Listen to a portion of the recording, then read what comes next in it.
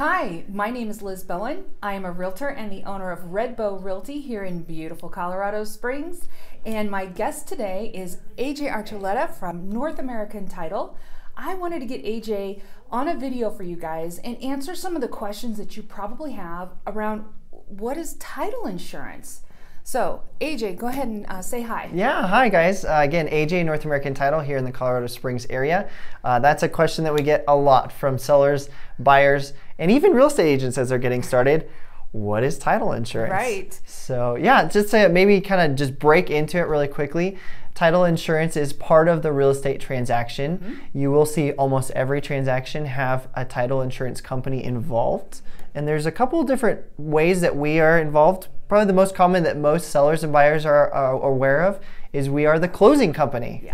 So if you ever have closed on your own property, you've probably come to a title company, sat down on a table. Maybe I think Liz has said that before that there's a certain things you can look forward to at a title company. What are those things that you?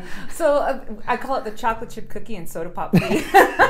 Because basically when you come to the closing table and you're enjoying the wonderful Otis Spunkmeyer hot cookies that are being baked for you by a high quality title company. Of course. And a soda pop or coffee. It's just a fun way of referring to the fact that we are hiring the services of the title company to assist us specifically with the closing. Yes. And so that closing services fee, which is on your contract, we usually split between the buyer and the seller because both of those parties are going to be benefiting not just from the cookies, right? That's right. That's right. That wonderful closer who is often also a notary, right? So the services that we're getting is somebody who is walking us through all of these closing documents, notarizing documents, and so that's part of the chocolate chip cookie and soda pop fee. That's exactly right. So there's more to title than just that, but you know, having a great place, knowledgeable people who will walk you through the required paperwork is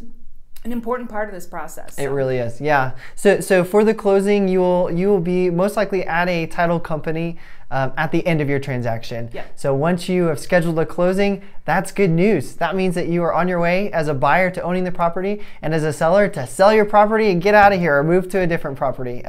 But that being said, the closing is probably the thing that is most attributed to a title company. So like Liz said, our closer will come in here. They will walk you through as a seller your closing documents. As well as the buyer, they'll walk you through your closing documents and your loan documents if you happen to have a loan on the property that you're purchasing. Right. Yeah. Now, we often will start the process when I'm taking a listing by asking the seller, which title company do you want to use? Now, title company, who's being used and who chooses is negotiable. It is. But a lot of times we start off with the seller and then we wait to see if the buyer wants to chime in. But when I talk to sellers and say, what title company would you like to choose?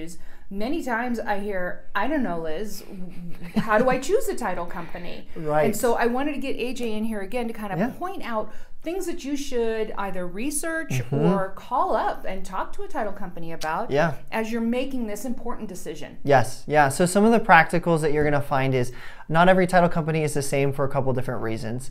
One of the primary is rates and fees vary and they differ. So as a seller, you'll be purchasing an owner's policy and that fee would be on your closing documents. Yep. As a buyer, you will be purchasing a loan policy if you have a lender involved. So those policies, rates, and fees, they change based on the title company. So one of the best things that you can do is if you don't already know a title company, or even if you do, you should definitely call and ask what the rates and fees would be for your particular transaction.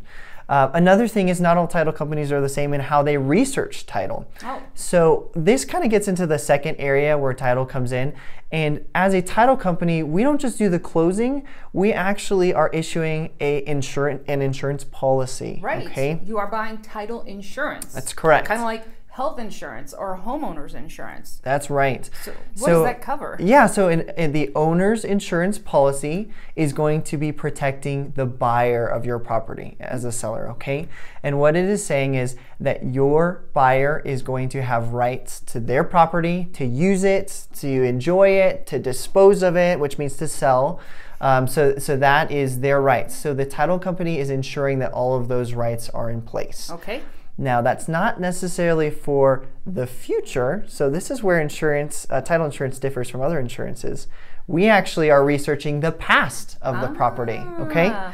So that's what makes us different than casualty insurance, car insurance, or things like that. Gotcha. We're actually making sure that the property was transferred correctly in the past, that nobody else owns the property besides the seller, right? You don't want grandma saying, hey, I actually own 50% of that property, so you can't sell it without me, and if you do, then I still own 50%. Interesting. Those are things that you want to make sure are cleared before you close, okay? Yeah, I think what's interesting when you say that is that a lot of people assume that everything is just golden, right? Like there's no problems with my title. And by the way, sometimes that term is a little confusing because most of us think about title like the title to our car. Yeah, car registration, right? But title is more of a concept. It is. When title to your car is an actual document, the document to transfer your real estate is a deed. And we're going to talk about different deeds too. We will. Right? Yeah, okay. definitely. Good deal. Yeah, so to kind of follow along that path right there, so the way that title companies are different is in how they research the property. Interesting. So not a lot of people know this, but some title companies in your area, whether you're here in the Springs or anywhere around the United States, some title companies have paid lots and lots of money to be involved in what's called a title plant. Okay. Now we as North American Title here in Colorado Springs, as well as about 5 or 6 others here in the Colorado Springs area, we've bought into a title plant that's called SKLD. Okay. And SKLD, the reason we've bought into that is because the information there is far more accurate than public records. Gotcha. So a lot of times you may even have seen this as a real estate agent. You've probably gone to the assessor's website or public records and you might say, hey, that doesn't look too accurate. That's a little funky, right?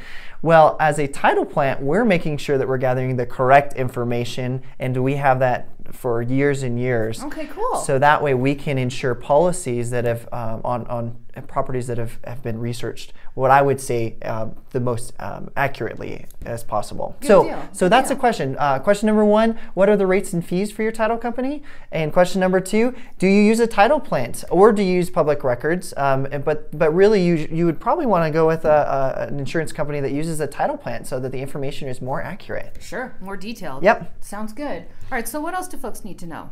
Yeah, so in regards to, we did talk a little bit about the owner's policy.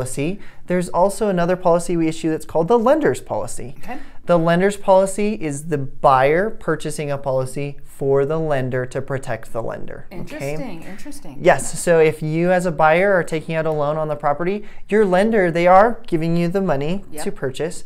They want to make sure that if you for any reason default on the property, on the loan, or go into foreclosure, they want to make sure that they're in first position to get their money back, right? Yep. So they want to have that safety net.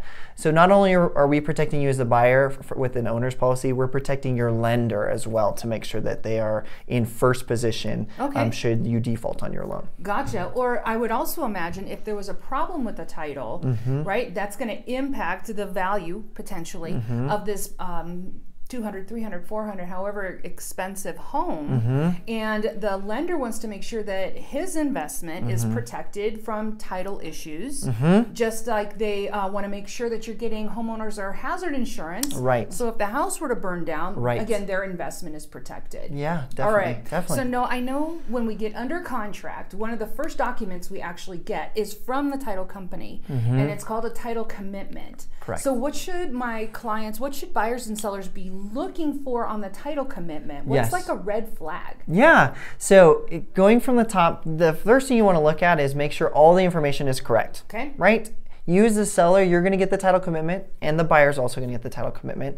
Sellers, make sure that your names are spelled correctly, purchase price is on there correctly. Makes sense. We should have that information correct already because we've received a contract from your realtor. Right. So if Liz has written that contract, we've received it. But you just want to take a double look and make sure that that's accurate. But there are a couple sections that I always highlight. The first section being what we would consider the requirements, okay? There's going to be a page that's called requirements, and this is what we are requiring to happen before we will issue the title insurance policy. Okay. What are some common things that would be requirements? Yeah, so common requirements that you're going to see, pretty obvious. make sure that taxes are paid on the property.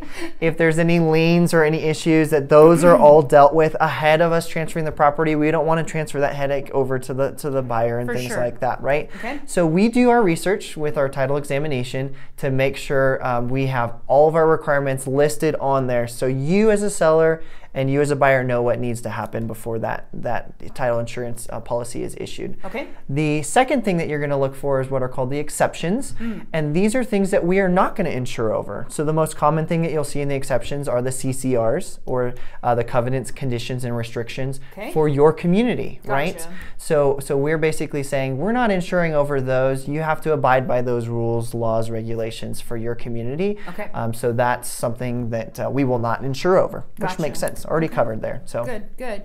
And so what are some of the real life examples, or just maybe one real life example where someone was really glad that they had a title insurance policy? Yeah, definitely. So an example might be you as a seller are getting your house ready to sell. Okay. So you might hire a contractor.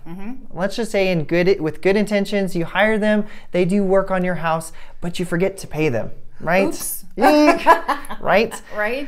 So there's something that is actually called a mechanic's lien, okay? So let's just say that after 30 days of the work being done, we close on the house. There's nothing recorded that says you owe them any money, just maybe what you've communicated between you and them, but you forgot, right? Okay?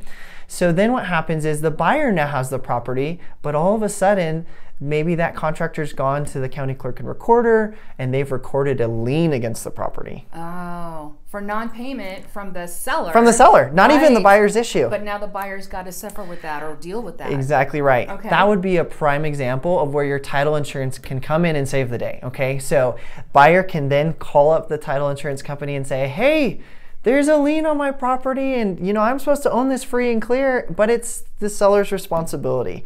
So at that point, we would, of course, honor our commitment to you as well as our policy, and we would start a claims process, or we might even reach out to the seller, say, hey, this needs to be paid, and we can kind of release that lien and things like that. There's multiple ways to resolve it, but if things for any reason went south, we have the ability to go ahead and pay that lien, or to make sure that contractor is taken care of. But then we, of course, as a title company, would go after the seller to say, hey, we need that money back because it really was yours to pay, basically. Well, that makes sense. Yeah. And then you guys would, I'm guessing, also make sure that the lien is cleared off of the title. Correct, Gotcha. because that buyer wants to make sure that there's nothing inhibiting their ownership of that property. Sounds good. Yeah. All right, so what else do you think is important?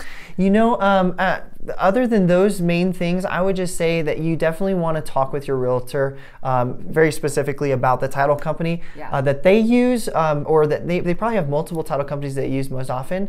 So a great question to ask your realtor if you don't know is like, who do you use and why do you recommend them? And make sure you get the phone numbers for those title companies. I love chatting with sellers who call and say, hey, I was recommended that I reach out to you, see what your rates and fees are. And I just wanted to see how you guys might be different or why we might be able to use you. So definitely a good idea that you as a seller take the responsibility on yourself to go ahead and reach out to the title company, because you are going to be the ones that are paying for that policy. So you want to make sure not only are you getting the most bang for your buck, but you also are working with a company that you feel comfortable with and your realtor feels comfortable with. Fantastic. I know that when I work with sellers, I will present them with a list of title companies that I have a high degree of confidence in. Obviously, North American Title is on that list, or I wouldn't be sitting next to this guy. And then I encourage, again, my sellers to make some phone calls, go onto the internet, take a look at websites, and to pick one that would be the best fit for them. So while I am blessed to be working with great partners, because AJ is a fantastic partner for me, it truly is your choice in terms of which title company that you want to use, you want to hire for your transaction, and you do want to work with some great people. So referrals are always available. You just have to reach out and ask. Yeah. All right. Awesome. Well, I want to thank you so much for your time. You're very welcome. So appreciate it. And I want to thank you for your time. Again, my name is Liz Bowen. I am a realtor and the owner of Red Bow Realty. And what's important to you is important to me.